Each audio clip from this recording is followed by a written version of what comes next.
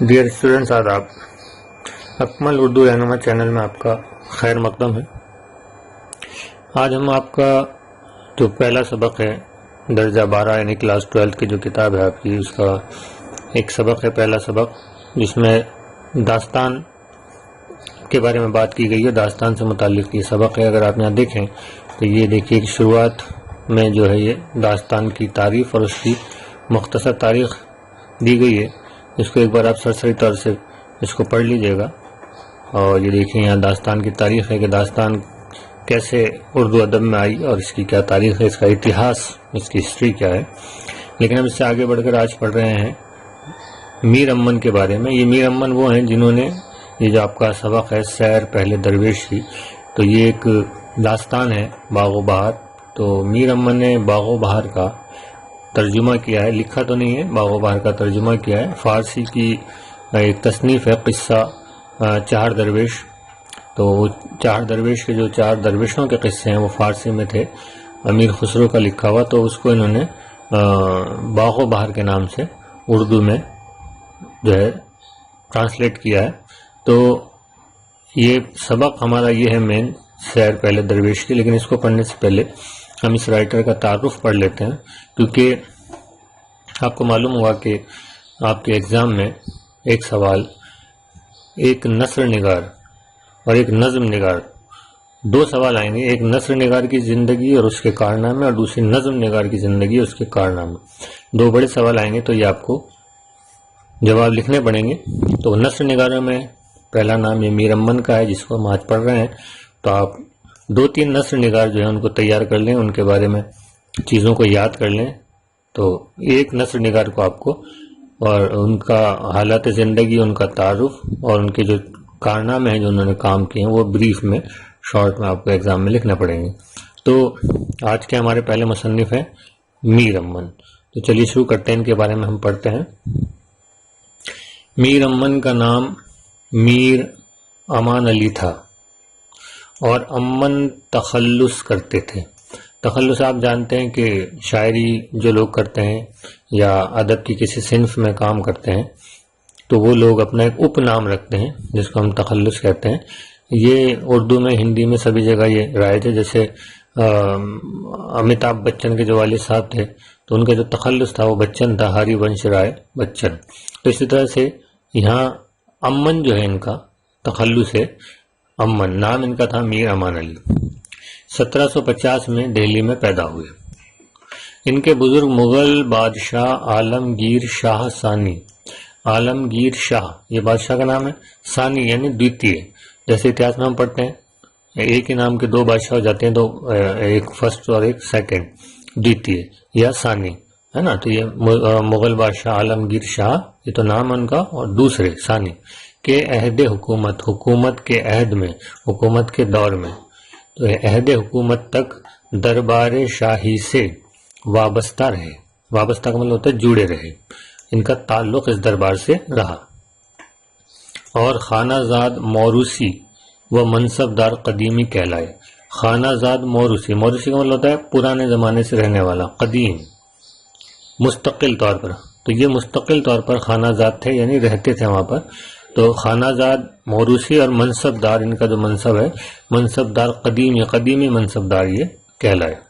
1761 میں احمد شاہ ابدالی کے حملے نے دلی شہر کو تباہ و برباد کر دیا اور سورج مل جاٹ نے ان کی آبائی جاگیر پر قبضہ کر لیا۔ تو بادشاہ کی طرف سے جو جاگیر ان کو ملی ہوئی تھی، اس جاگیر پر، زمین جائیداد پر جو ہے وہ قبضہ کر لیا گیا۔ تو میر امن دہلی کو خیر بات کہہ کر، خیر بات کا مطلب ہے بائے بائے، گڈ بائے کہہ کر، عظیم آباد جس کو اب ہم پٹنہ کہتے ہیں، چلے آئے۔ کچھ عرصہ کا مطلب کچھ وقت، کچھ عرصہ یہاں رہے مگر روزگار کی کوئی صورت نہ بنی۔ آخرکار کلکتہ پہنچے، کچھ وقت بے روزگاری میں گزارا۔ آخر منشی میر بہادر علی حسینی کے ذریعے جان گلکرسٹ سے رسائی ہوئی، یعنی جان گلکرسٹ تک پہنچ ہوئی، رسائی کا مطلب پہنچ، اور فورٹ ولیم کالج میں منشی کی حیثیت سے ملازمت حاصل کی۔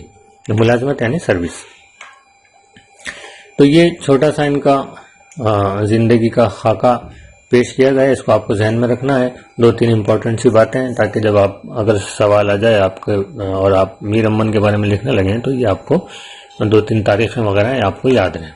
دوسرے پیراگراف پہ چلتے ہیں کہ میر امن نے فورٹ ولیم کالج کے اردو زبان کے شعبہ ڈپارٹمنٹ، شعبہ کہتے ہیں ڈپارٹمنٹ، تو میر امن نے فورٹ ولیم کالج کے اردو زبان کے شعبے کے پریزیڈنٹ، اس ڈپارٹمنٹ کے پریزیڈنٹ جان گلکرسٹ کی فرمائش پر انگریز افسروں کو اردو سکھانے کے لیے فارسی قصہ 4 درویش، میں نے کہا 4 درویش کا ترجمہ باغ و بہار کے نام سے کیا. تو یہ ایک ان کا کارنامہ ہے.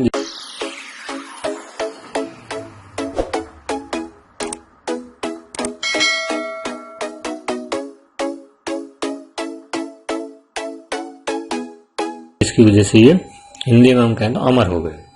یہ ترجمہ 1802 میں مکمل ہوا اور 1803 میں شائع ہوا. یہ 2 امپورٹنٹ تاریخ ہیں جو آپ کے ہمیشہ کام آئیں گے. اس ترجمے میں انہوں نے ٹھیٹھ یعنی بالکل ہندوستانی زبان کا استعمال کیا. ہندوستانی زبان اس زمانے میں جو نئی اردو زبان، جو اس زمانے میں جو زبان چل رہی تھی جس کو ہم ریختہ بھی کہتے ہیں، تو اردو زبان کو اس زمانے میں ہندوستانی زبان کہا جاتا تھا. ہندوستانی زبان کا استعمال کیا ہے اور دلی کی بول چال کی زبان اور محاورے بڑی خوبصورتی سے استعمال کیے ہیں. تو دلی کی جو بول چال کی عام زبان تھی جس کو ہم ہندوستانی زبان بھی کہہ رہے ہیں، اس کا اور اس کے محاوروں وغیرہ کا استعمال کیا ہے. میر امن نے لکھا ہے کہ باغ و بہار کی زبان وہی ہے جو دلی کے بچے، بوڑھے، مرد، عورت اور ہندو مسلمان بولتے ہیں. اس سے بات پتہ چلتی ہے کہ اس زمانے میں جب انگریزوں کا راج تھا تو ہندو اور مسلمان دونوں ہی لوگ یہ ہندوستانی زبان یعنی اردو زبان بولا کرتے تھے. میر امن سے پہلے میر عطا حسین خان تحسین بھی 9 طرز مرصع کے نام سے اس قصے کا ترجمہ کر چکے ہیں.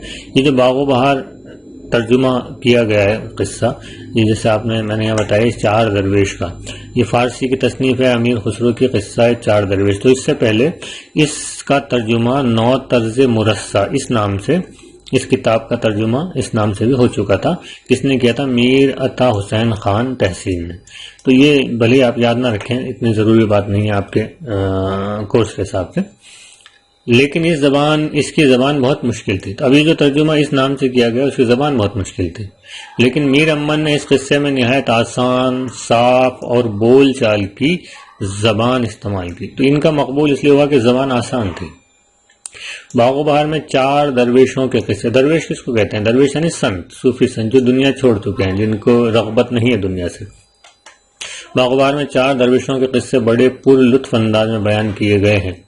زیر نظر کتاب میں شامل، زیر نظر یعنی جس کتاب کی بات کی جا رہی ہے، جس کو آپ پڑھ رہے ہیں، جو آپ کی نظر سے ابھی گزر رہی ہے. کون سی کتاب گزر رہی ہے؟ آپ کی 12th کلاس کی.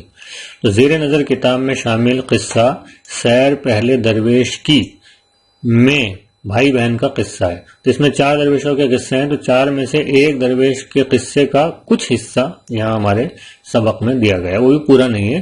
تو سیر پہلے درویش کی میں بھی جو ایک قصہ ہے بھائی اور بہن کا قصہ، وہ یہاں ہمارا سبق ہے، وہ اس کو ہم پڑھیں گے. میر امن نے بھائی بہن کا ایسا صحیح اور مؤثر تصور پیش کیا ہے کہ ہمارے پورے داستانی ادب میں اس کی مثال ملنی مشکل ہے. یعنی ایک بھائی اور بہن کا رشتہ کیسا ہونا چاہیے، اس کا ایک بہت خوبصورت منظر یہاں اس میں پیش کیا گیا. باغ و بہار میں ہر قسم کے فوق فطری عناصر موجود ہیں. دیو، پری، بلائیں، جادوگر اور عجیب الخلقت کا ذکر ہے. یہ داستان کی خوبی ہوتی ہے کہ داستان کے اندر ما فوق الفطرت عناصر یعنی ایسے عناصر، ایسی چیزوں کا ذکر کیا جاتا ہے، کردار اور کیریکٹر بنایا جاتا ہے جو فطرت میں موجود نہیں ہے. جیسے دیو ہو گئے، پری ہو گئی، بلائیں، جادوگر، جن، پرییں وغیرہ. تو ان کو ہم کہتے ہیں ما فوق الفطرت چیزیں. میر امن کی زبان سادہ ہے، سلیس اور با محاورہ ہے. با محاورہ یعنی محاوروں سے سجی ہوئی.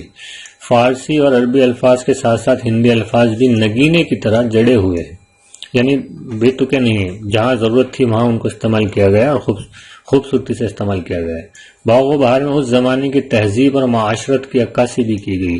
اس زمانے کا چال چلن اور تہذیب اور سبھیتا کیسی تھی، یہ ہمیں باغ و بہار کو پڑھنے پر یہ ہمیں معلوم چلتا ہے. اس میں اخلاقی رنگ بھی ہے اور حسن و عشق کی رنگینیاں بھی. اس میں اچھی داستان کی ساری خوبیاں پائی جاتی ہیں. میر امن نے ایک اور فارسی کتاب ملا وائز حسین کاشفی کی اخلاق محسنی، اچھے اخلاق، گنج خوبی کے نام سے اس کا اردو میں ترجمہ کیا۔ گنج خوبی، گنج کا مطلب ہوتا ہے خزانہ، اور خوبی آپ جانتے ہیں اچھی بات، تو خوبی کا خزانہ، اچھائیوں کا خزانہ کے نام سے اردو میں ترجمہ کیا، لیکن یہ زیادہ مقبول نہیں ہوا۔ مقبول کا مطلب ہوتا ہے فیمس، پرسدھ نہیں ہوا۔ 1837 میں میر امن کا انتقال ہوا۔